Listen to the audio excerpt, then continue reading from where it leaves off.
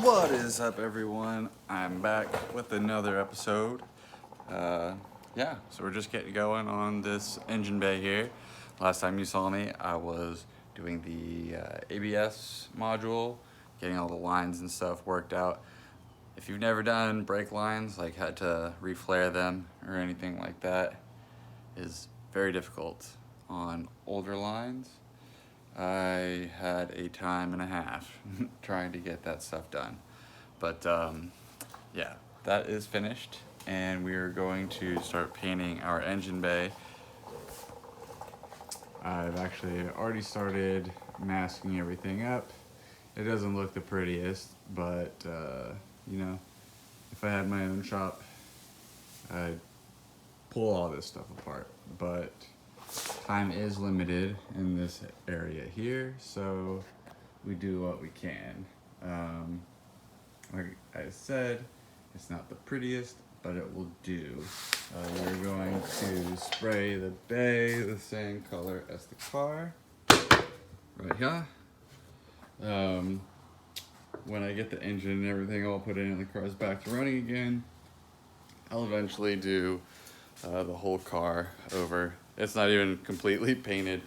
I bought the car kind of, excuse me. The car was kind of a lemon. So I just kind of made it look somewhat decent, presentable, you know, and just kind of left it that way, and it looks like crap. So we're gonna get that painted and get the engine in and all that. Later episodes, I'm just rambling. But yeah, let's get to painting and you'll see the process of that here in just a bit. But I'm just about masked up, do a little bit more taping, then I'll do some paint mixing and some paint spraying. So let's get it. Okay, so I'm ready to paint. I put on some long sleeves, some long pant legs, clear coat, base coat, all that stuff. Doesn't feel good on your skin after you're done spraying, so I like to keep my skin protected, keep the stuff out of my hair too. Here's our color.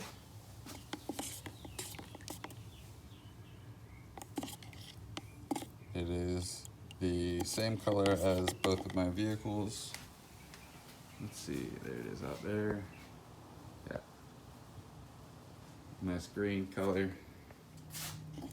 So let's load this up in the gun, spray it out, and hopefully it lays out nice. All right, everyone, so we're based up.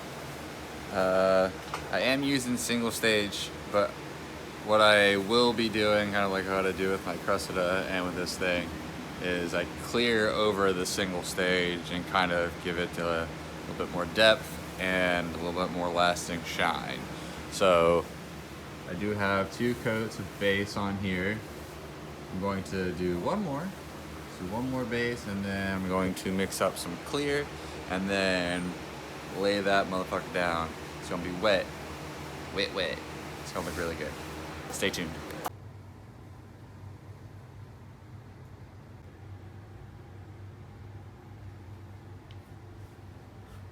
Oh, nice and pretty. Yeah, they're pretty dense.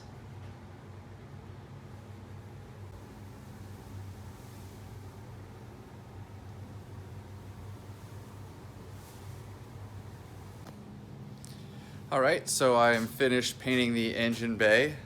I'd say it looks pretty good. I'm happy with it. So I'm gonna just wait for this to cure and everything, and then tomorrow I'm gonna undo everything and I'm gonna start doing some heat protection. I got some gold heat tape for the fuel lines, and then we're gonna go and stop by either AutoZone or Advanced, whoever has it, and get some heat sleeves so I can do, sorry, messed up. This is for the brake lines, not the fuel lines.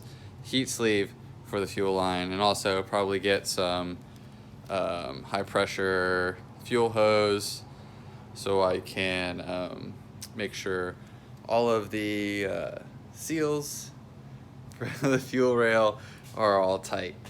And yeah, so take a look, Super happy with everything. Even off in here, I was able to get everything painted. Didn't miss any spots, at least what I can see. I didn't miss anything. It was definitely not easy, but the job is done.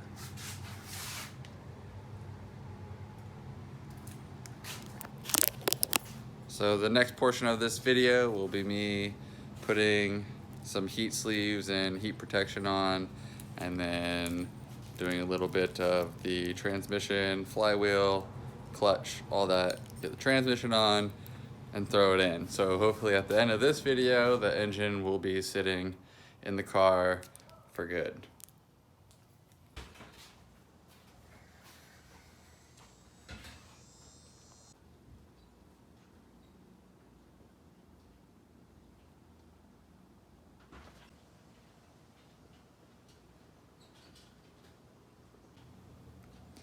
All right, so we're back here the next day. I have everything already put back together. I did the wires, laid them back out where they needed to be. I laid out some of the gold heat tape. Like the way it looks. I think it looks pretty cool. Here we go. Let's take a look. Everything's back to normal. I did do a color match of the car and engine bay, like I said previously. I do need to repaint this thing once the engine's in, so we'll be doing a whole different look, maybe a Vertex kit. I really like the way those look on this. So, back to the bay. Everything's looking good. I really like the green on black. And got all that. A little bit of heat tape on there, just so, you know, keep some of that heat down. Sure, something to do.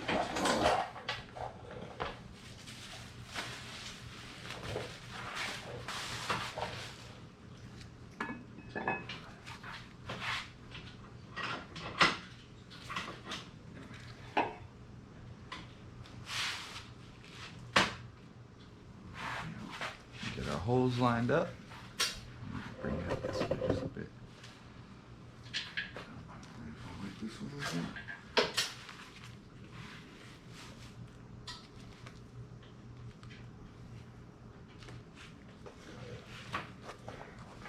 So I will be using ARP stuff for bolts here, 5 bolts. I'm gonna just pull them all out and get some red Loctite on them.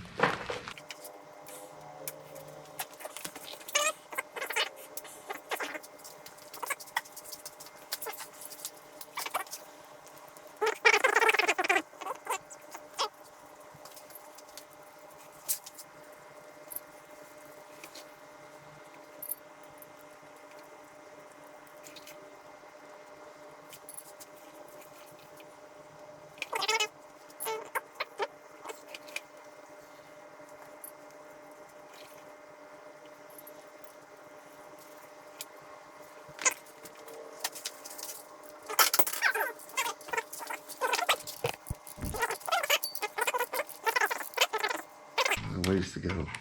That's fine, it'll get sped up. Or it'll get cut into little bits. So I'm gonna check both of these torque wrenches. What's that?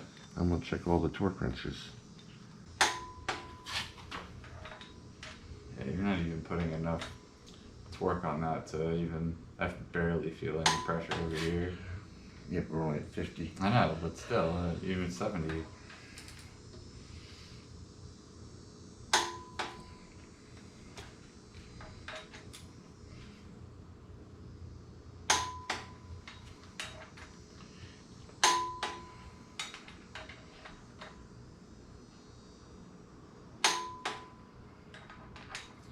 All right, so Yeah, we I just got these 40-year-old drill bits. made some space in the holes. That way they'll fit over these little posts, pins, Guide pins. whatever. All right, so we'll mock up our clutch. Make sure that's in there. We shouldn't have any issues with our clearance. Put you in there. Put you in there. Put you in there. thin. All right, so the next thing I went ahead and did, I did it off camera. I installed my clutch lines. So we're doing an internal slave. You got some baller lines here. Got the fittings from XAT Racing. Got the lines from XAT Racing. Fits great.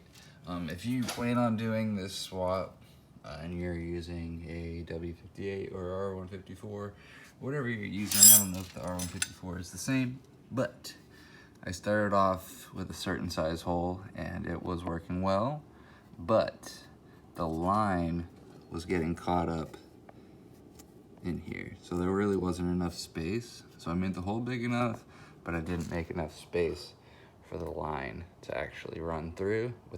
So being that there was a lot of pressure on these lines, I just went ahead and took my Dremel, this little bit here, I don't know if you can see it, yeah, it's a little bit, it was fairly easy to do since this is aluminum. So I did a little bit of drilling with that, or not drilling, but dremeling with that, but I also drilled a bit as well, kind of angling that drill bit to cut away some of the material. It worked really nicely, and I like the way it looks. These lines will be perfect. So we got our bleeder line and the line that feeds the clutch master cylinder, no, slave cylinder, that's it. That feeds the slave cylinder. So all that we have to do next is install our transmission. This should be fun. Let's get her down. The transmission is on. Got that going now. Just gonna tighten up all of our bolts, and then probably later this weekend we'll drop the engine in, see what our cross member is looking like, see if that'll work for us. And also we're working on getting the fuel lines and power steering lines. Gonna do some AN lines here, so just waiting on fittings, and I gotta do some measuring, and I'm going to custom the power steering line as well. So we're getting there, slowly but surely. What's up, everyone? We're back with like day 4, 3, I'm not sure. It's been a few days since we've been doing this, bay paint, engine, transmission, stuff, whatnot. Right now I am doing a little something. I'm trying to do power steering lines. I'm gonna have some custom lines made. I ordered like a power steering line online, and it wasn't the right one. It's not gonna work for what I need. So I'm doing something. I'm actually cutting the little banjo ends off with this cool little tool here. So with this tool, we just tighten this little knob. We spin, and it starts cutting. Gives us a nice clean cut, no burrs or anything. We just spin and spin and spin.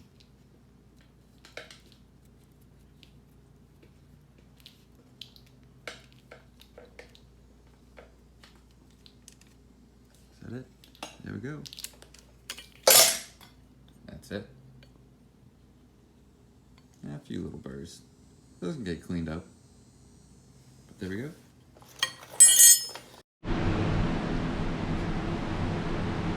All right, so I got the engine up. Let's put this thing in. I got a little adjustable thing there, so we'll be able to tilt the engine. But yeah, let's get that going, shall we?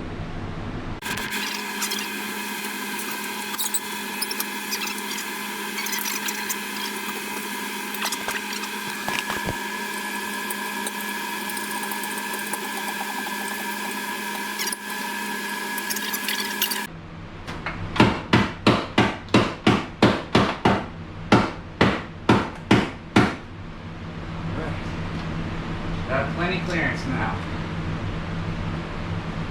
Sure. And then we'll bang some more. Make it like that clearance over there.